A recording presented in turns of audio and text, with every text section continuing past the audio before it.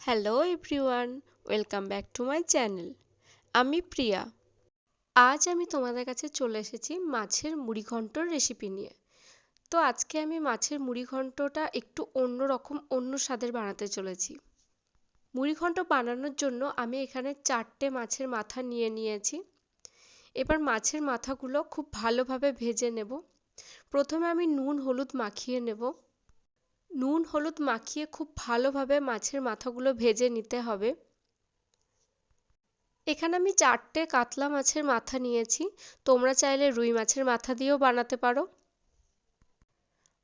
আর তোমরা যতটা পরিমাণ মুড়ি ঘন্ট বানাবে ঠিক ততটা মাছ নিয়ে নেবে।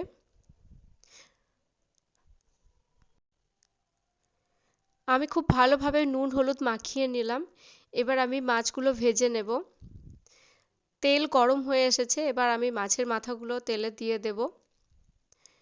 খুব ভালোভাবে এপিট ওপিট ভেজে নেব। সবগুলো মাছের মাথা আমি ভেজে নেব।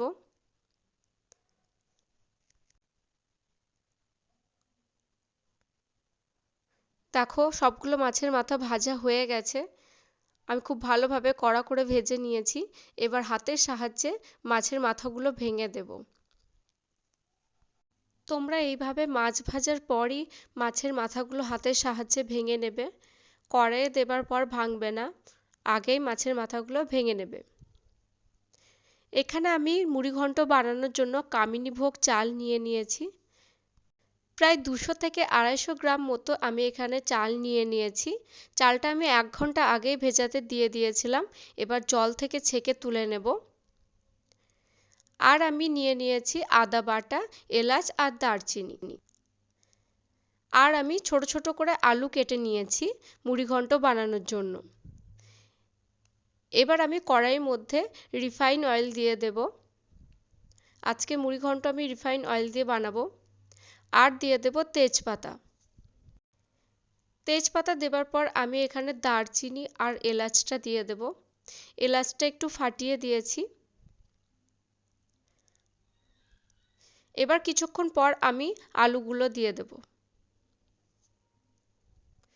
আলুগুলো দিয়ে খুব ভালোভাবে নেড়ে নেব। তারপর দিয়ে দেব পরিমাণ মতো লবণ। লবণটা আমি আগে দিয়ে দেব, তাহলে আলুটা তাড়াতাড়ি সেদ্ধ হয়ে যাবে। খুব ভালোভাবে আলুটা কষে নেব। তারপর দিয়ে দেব 1 চামচ আদা বাটা। আর দিয়ে দেব 1 চামচ জিরে গুঁড়ো। আর দিয়ে দেব 1 চামচ হলুদ গুঁড়ো। আর হাফ চামচ মতো লঙ্কার গুঁড়ো।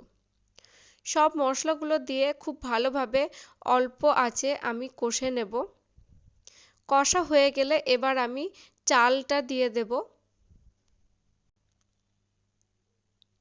দেখো খুব ভালোভাবে আমি কষিয়ে নিয়েছি। এবার আমি এখানে চালটা দিয়ে দেব।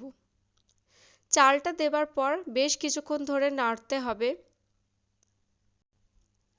চাল দিয়ে যতক্ষণ নাড়বে তত ভালো হবে। এইভাবে যদি চাল দেবার পর বেশ কিছুক্ষণ ধরে নাড়ো, তাহলে ভাত যেরকম সেদ্ধ হবার পর চটচটে হয় সেরকম চটচটে হবে না। মুড়ি ঘন্টটা বেশ ঝরঝরে হবে। দেখো আমি অনেকক্ষণ ধরে বেশ ভালোভাবে নেড়ে নিচ্ছি।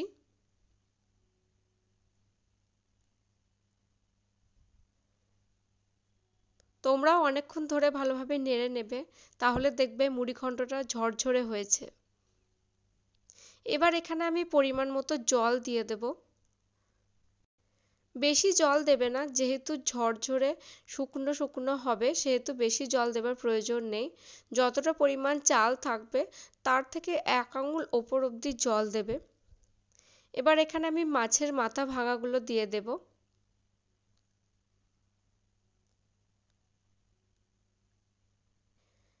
মাছের মাথা ভাঙাগুলো দেবার পর এবার আমি একটা ঢাকা দিয়ে দেব।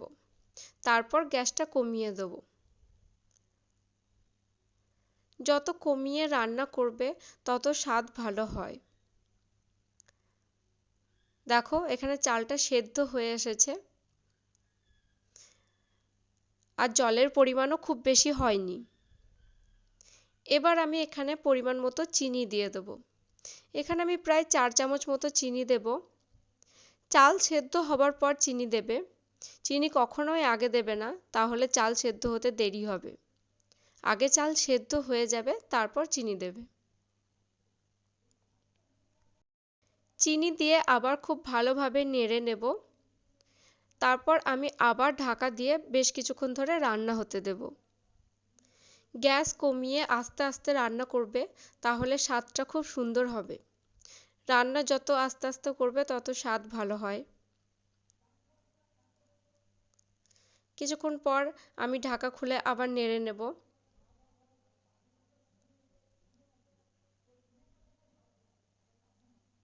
দেখো কত সুন্দর ঝরঝরে হয়েছে।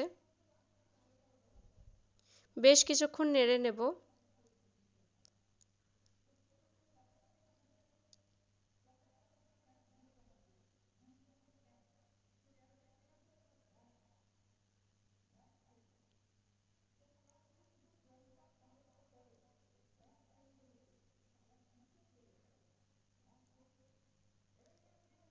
এবার আমি এখানে 1 চামচ মতো ঘি দিয়ে দেব। ঘি দিলে খুব সুন্দর গন্ধ আসে আর টেস্টও খুব সুন্দর হয়। তাই নামানোর ঠিক কিছুক্ষণ আগে 1 চামচ ঘি দিয়ে দেবে। ঘি দিয়ে খুব ভালোভাবে নেড়ে নেবে। ঘি দেবার পর আবার ঢাকা দিয়ে বেশ কিছুক্ষণ রান্না করে নেব। তো দেখো কিছুক্ষণ পর তৈরি হয়ে এসেছে মুড়ি ঘন্ট। কত সুন্দর ঝরঝরে হয়েছে, এর স্বাদও হয়েছে খুব সুন্দর। তোমরা এইভাবে রান্না করে অবশ্যই খেয়ে দেখবে, তোমাদের খুব ভালো লাগবে। একদম অন্য রকম স্বাদে মুড়ি ঘন্ট।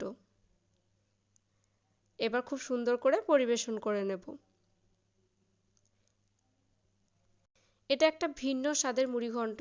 তোমরা এইভাবে অবশ্যই একবার বানিয়ে দেখো। তোমাদের যদি ভালো লাগে তাহলে অবশ্যই আমাকে কমেন্ট সেকশনে এসে জানিও। আর যদি এই রেসিপিটা তোমাদের ভালো লেগে থাকে তাহলে তোমরা একটা লাইক করো। আর এই ধরনের আরও রেসিপি পাওয়ার জন্য আমার চ্যানেলটি সাবস্ক্রাইব করে রেখো।